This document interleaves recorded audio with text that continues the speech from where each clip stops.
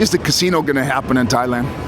I think eventually it will. I think it's going to be a process. I think it's not going to go as fast as some people think, but I think it will ultimately happen. What's the earliest we're going to see a casino in Thailand, even if it's a temporary one, a legal casino?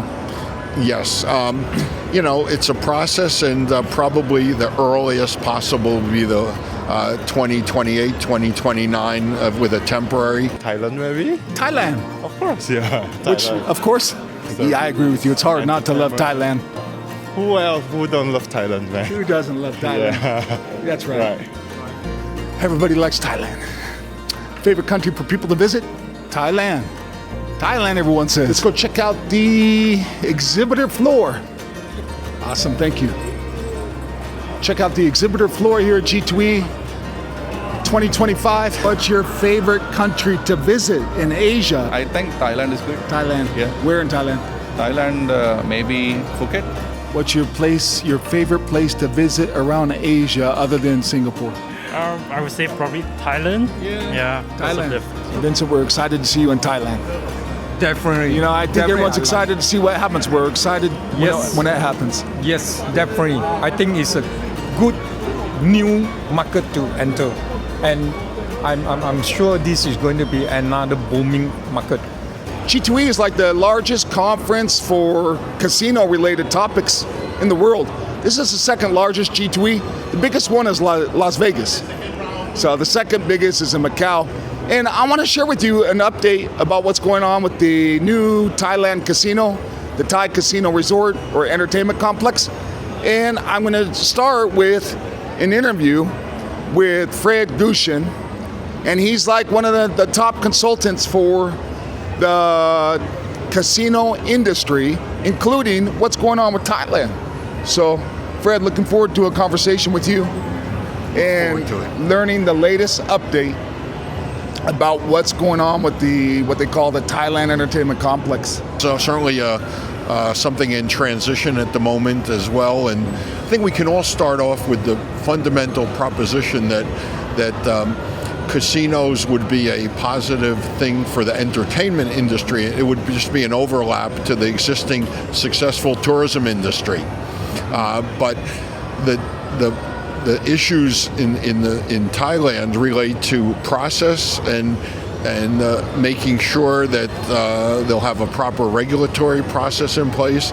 They'll address the socially responsible gaming issues and make it attractive for the international financial community and international operators to make the type of investment they want. Fred, one thing about Thailand attempting to legalize a casino resort, one of the critiques of the country trying to do this, even when they started talking about it, is the instability of their government.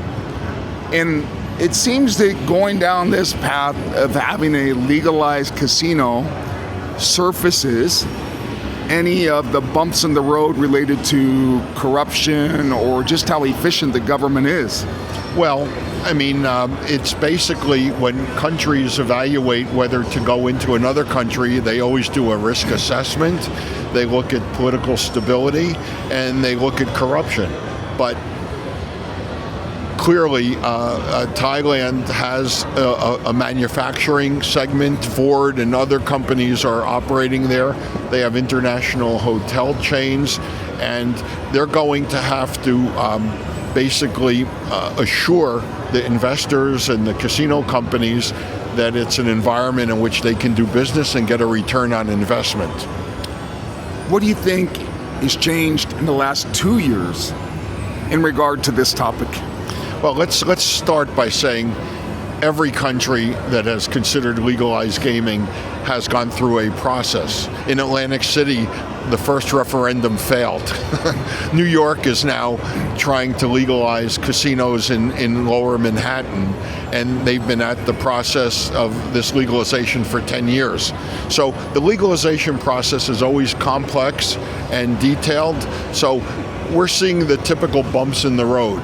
My hope is that the Thai government will be able to do their homework, meaning understanding the industry, being able to successfully offer a regulatory process that will make the international and the other operators and vendors comfortable there. So it's an ongoing process. I wouldn't be overly critical at this point in time, but it's something where they definitely have to do their homework.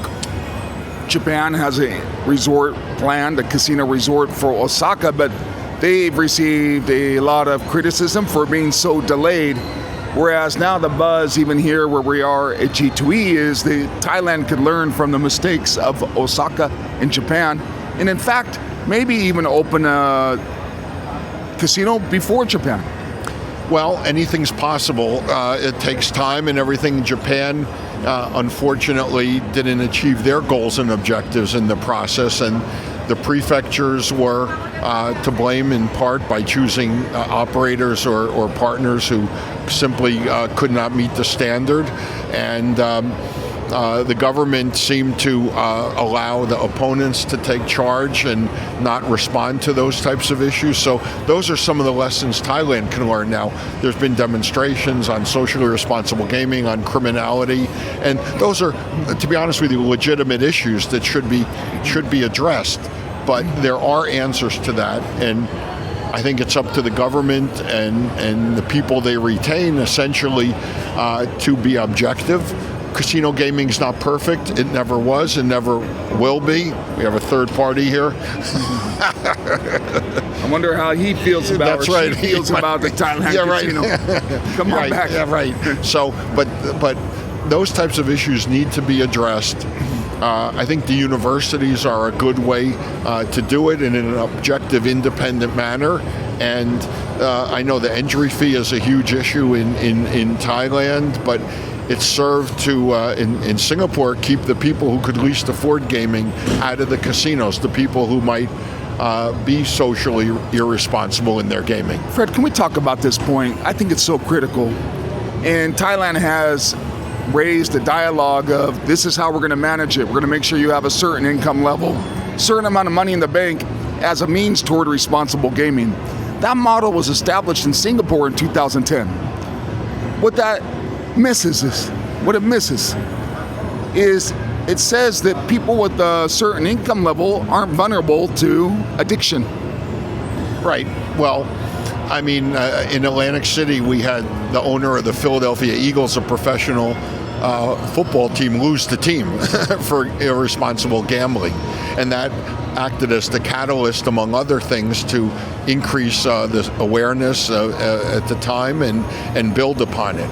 So the entry fee in Singapore is an effective way of keeping the people who would be most damaged by it out. So I think that's a viable alternative, but having money in the bank and everything is $1 million or $1 million baht is going to discourage it. There are market segments in this industry, and one of the critical market segments is the local population. In Japan, I think people generally agree that the local population will be the majority of the market. You know, they'll be participating in the casinos, but you have to have socially responsible gaming practices in place. And let me add, in today's regulation, socially responsible gaming is a critical component, where they bring in the health care, they bring in the treatment, they bring in all of those types of things to minimize it. Yeah, while we're doing this interview, I think this is a perfect time to say, for those watching from Thailand who might be making the decisions, there are tools on the market now that make responsible gaming a lot easier and actually scientific. For example, Mindway AI, they could use that tool to help screen the vulnerable population. Or even UNLV has models in place that they don't have to be reinvented or referenced back to 2010 in Singapore. Right. Well, that's the whole point, that the gaming industry is changing. I don't know the specific company you referred to, but there are tools available that need to be implemented and can be more effective. It comes down to a governmental commitment to doing it, not just talking about it, but actually implementing processes and procedures to do it in a way, and putting the burden on the casino licensees to implement it or face severe penalty.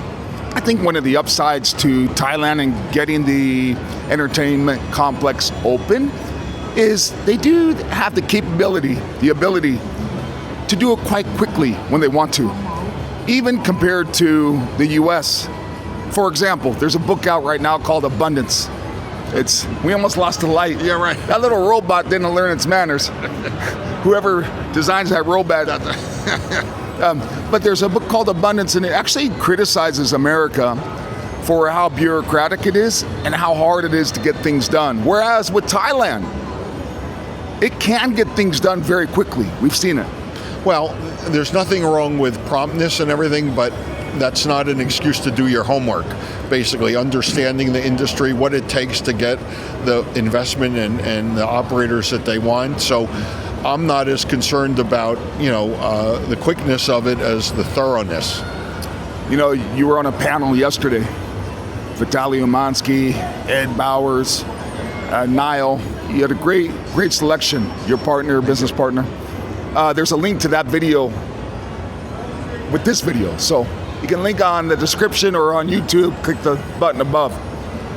But let's pretend you take that panel, the power panel, and you guys go out for a tea, coffee, or a cocktail. And you sit around the table and say, this is what Thailand has to do. And maybe for the people watching, maybe there's somebody in that decision-making round table. And you wish they could hear what you guys were saying. What's the advice you would give at this stage? Well, the advice, again, is to do your homework, to understand the economics of the industry, understand it's critical that the government, the operators, and the financial community ultimately get on the same page. Create expectations that are realistic, understand what you're getting into, having a regulatory system that will protect, having proactive anti-money laundering procedures in place. Remember, all the countries around Thailand have been on or off and on again the gray list of money laundering countries. And while the people in the industry don't think that's a big deal, the rest of the world does. The commercial banks, the people who are sending money through the banking system. So it really does have an impact. And my discussions in Thailand, they seem to understand at least that part of it. So all of these things are critical elements, not to mention the socially responsible gaming that we just talked about. You just said socially responsible gaming. Now, there's a big movement right now in Thailand with the opposing political party against the casino. And part of their narrative is being socially responsible. How would you address them? Well, we don't get involved in the inner politics of any country we work in, but there are answers to socially responsible gaming. It relates to the commitment that the government makes, and the operators are going to implement whatever they're told to do. However, the major companies will act independently. Bringing in a major company, you're bringing in their compliance teams, you're bringing in their anti-money laundering procedures, and for purposes of this discussion, their socially responsible gaming programs. Fred, as we wrap this interview up, a few rapid fire questions. Just shoot from your hip. Is the casino going to happen in Thailand? I think eventually it will. I think it's going to be a process. I think it's not going to go as fast as some people think, but I think it will ultimately happen. Where's it going to be? That's a good question. I think nobody really knows. Bangkok is obviously the most largest city with the biggest population, and somewhere in Bangkok there was talk of the ports. There's talk of Pattaya, Phuket, Chiang Mai, and others, but they're going to have to make that decision, and it's going to be, those decisions are always small p politics, so they'll have to address that. What's the earliest we're going to see a casino in Thailand, even if it's a temporary one, a legal casino? Yes. It's a process, and probably the earliest possible would be the 2028, 2029 with a temporary, more likely 2030, 2031. Fred, you've been going to Thailand for a long time, maybe 40 years or so. Yikes. What's your favorite off-the-radar spots in Thailand to visit? Oh man, it's a great place. So I love Phuket. and I'm a golfer, not by profession, but by enjoyment. And the golf is great, and the restaurants are great. The Thai food is so great. We have Thai restaurants in the U.S., but it's American-style Thai. And so- American prices too. Of course. Hey, Fred, any final thoughts to share with them before we say farewell from Macau? Well, just put your head down and get the things that you need to do together, and ultimately the gaming industry, not perfect, but will be an addition to the economy in a positive way. I'll watch other interviews from Macau, G2E Asia, on Thailand Casino Insider. That's ThaiCasinoInsider.com. Farewell from our robot. Farewell from Fred.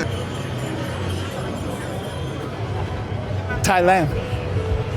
Thai Casino. Yes, Thailand. What brings you to Macau? Macau, yes.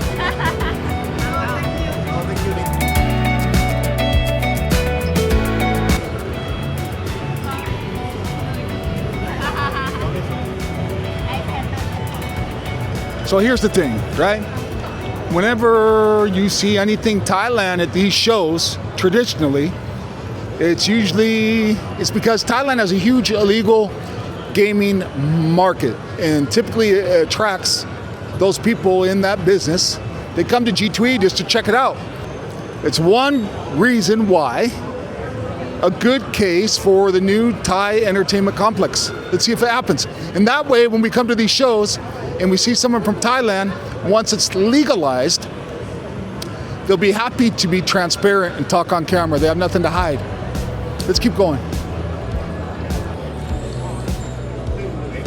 Hey guys, is Bangkok getting a casino? Is Bangkok gonna get a casino? Is Bangkok gonna get a casino?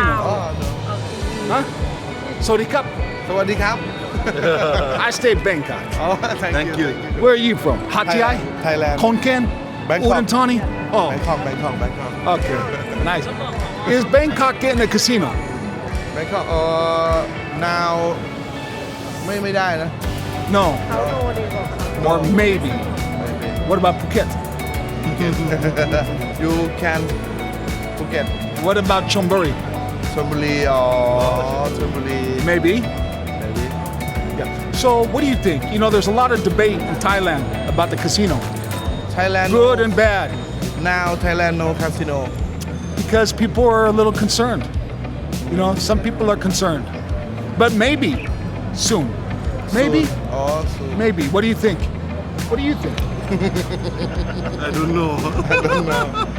know Bangkok guy. No. Chinese China guy. Yeah. Bangkok guy? No, Bangkok guy. You. Yeah. Yeah, so hopefully, maybe soon.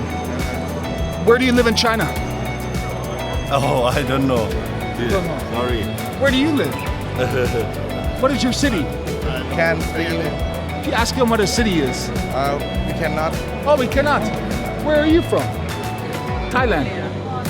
Korea Korea. yeah Thailand, China, Korea. yeah Cool. we are not talking Just eating. Hey, that's a different kind of talking. Food is the international language. Food, music, share and table eat perfect. Hey, that's all you need. Food, music. You know, that's good. yeah Nice to meet you, man. Nice to meet you. We'll see you in Bangkok, okay? yeah Good. thank you See you.